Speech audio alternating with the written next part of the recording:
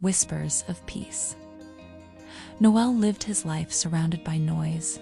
As a corporate lawyer in a bustling city, his days were filled with the clatter of keyboards, the hum of conference calls, and the relentless demands of clients. To Noel, silence felt foreign, almost threatening.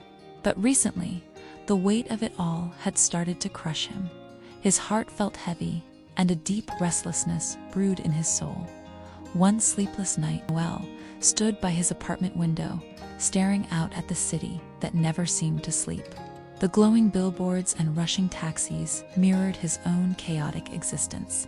In that moment, he admitted to himself what he had been avoiding for years. He was burnt out.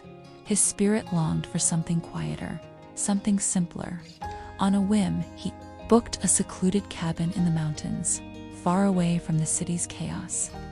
He packed light, taking only a few essentials and an old Bible his grandmother had given him, a relic he hadn't touched in years. The first day in the cabin felt alien. The silence was deafening, and Noel couldn't help but check his phone constantly, as if the city might reach out to drag him back. But as the hours passed, the stillness began to settle around him, like a blanket he hadn't realized he needed. One evening, after a quiet day of hiking, Noel sat on the porch of the cabin, gazing at the sunset, painting the sky in hues of orange and purple. A gentle breeze whispered through the trees, carrying with it a profound stillness. For the first time in years, he allowed himself to be present, to truly listen not to the noise of the world, but to the quiet within. As the wind rustled through the trees, it seemed to speak to him, not in words, but in a deep sense of peace.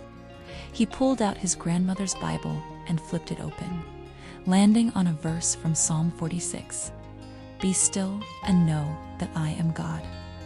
Tears welled in Noel's eyes. He realized that, in all his striving and achieving, he had forgotten what it meant to simply be. The stillness wasn't empty. It was full of God's quiet presence, whispering comfort to his weary heart. By the time Noel left the cabin, he wasn't the same man. He returned to the city with a newfound sense of purpose, not to chase the noise, but to carry the peace he had found into his daily life. He learned to seek God's whispers in the quiet moments, even when the world grew loud around him, and when life felt overwhelming.